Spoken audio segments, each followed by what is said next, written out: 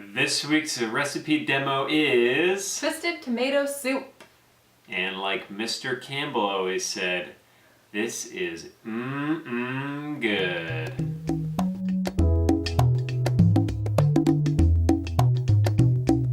Let's get started on the soup. So this is a nice twist on a tomato soup today. We're going to be using some pretty basic ingredients. Here we have tomatoes. We're going to put the tomatoes in. These are diced tomatoes. Yeah, and you can use any type of canned tomatoes. I know they have whole also. We just went with the diced because it's like closer to the consistency that we want. Yeah, so if you have whole, you can go ahead and use those too. And so the twist is Thai inspired. So that's what we're going for. Coconut milk. And you'll see that there's two different types of coconut milk. You can get the regular or you can get the light. Today we're using the light. And the light doesn't always work in recipes. When you're trying to get the fat on top to make something, the light won't work. But if it's for like soups and stews and baking, usually the light is plenty fat enough. So then the next thing we're going to put in is we're going to put in garlic, fresh pressed garlic.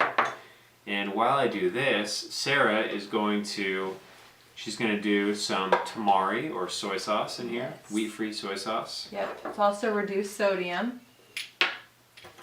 You guys are watching your salt.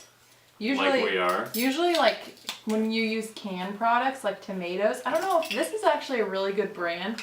So I don't know if they have salt added, but a lot of times, yeah, they don't. But a lot of times, like canned tomato products will have salt added. So I kind of like to watch the salt that we add to the recipes. Peter's using a garlic press. Handy little tool. Really smushes up the garlic and gets the flavor going.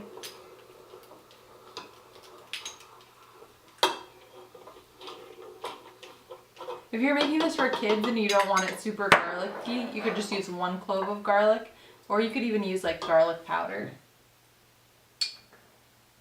Alright, slow. So we're just gonna do 1 of those guys.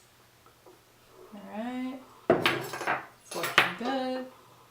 It almost looks more like a bisque than a tomato soup. It kind of does, yeah. That's our twist for the day. All right, so now we're gonna do some ginger.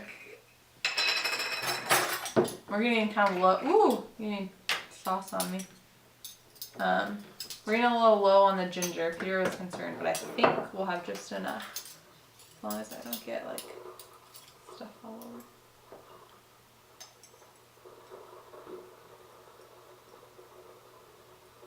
Oops. Okay, ginger's in there. And so this is gonna give it like some flair. Yeah, some flair, you would say. All right, so super easy. So those are pretty much the main ingredients. Now we like spice, so we're gonna add some red chili peppers, but if you, the flakes, the dried flakes like you put on top of pizza. But if you don't like spice, then you don't have to use them. And just kind of adjust them to your liking. We do like the spice, don't we? We do. I don't know what it is. Some people like spicy foods and some people like do not. We definitely like the spicy foods. Yeah. I think it's been a progression too over the years. Yeah, I definitely think like our tolerance has gotten higher. Like we can handle more heat than in the past. All right, guys, so that is the ingredients. That's how it goes. Let's see if this is warm yet. Just about. Needs like a little bit more time to heat up. So you're just gonna wanna heat this up, bring it to a boil, and then once it's boiling, we're gonna toss it in the blender. If you have an immersion blender, you can do that. We don't, so we're just gonna pour it into our Blendtec. You wanna do that? Okay. Or maybe we should bring the blender down so it doesn't splat. You gotta be careful because sometimes this gets like all over the place. You want me to hold it or? I think I'll hold both of them just so I can get the coordination right here. Over the, okay. Oh, natural. Now ours wasn't quite to a slow boil yet, but when it does, then you can go ahead and pour it in here.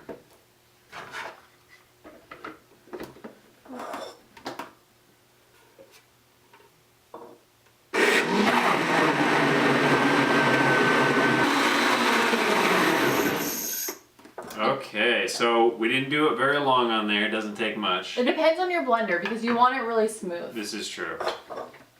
This blender is pretty good, so we don't have much trouble with it. So now you're gonna pour it back in the pot and give it a good stir.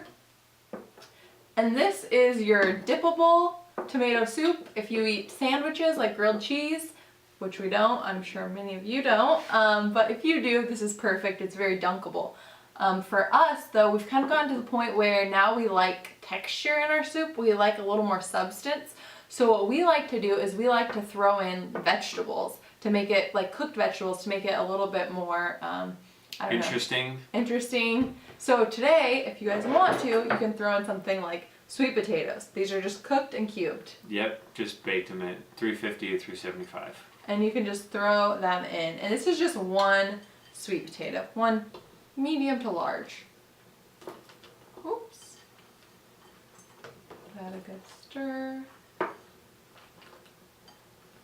And there you have it. That is it. So simple and good. So there's a few reasons why you guys should make this. Number one, it's very fast. As you can see, we just made the whole thing. Number two, it's affordable. And number three, it is a new twist on a classic. All right, guys, now go make this recipe.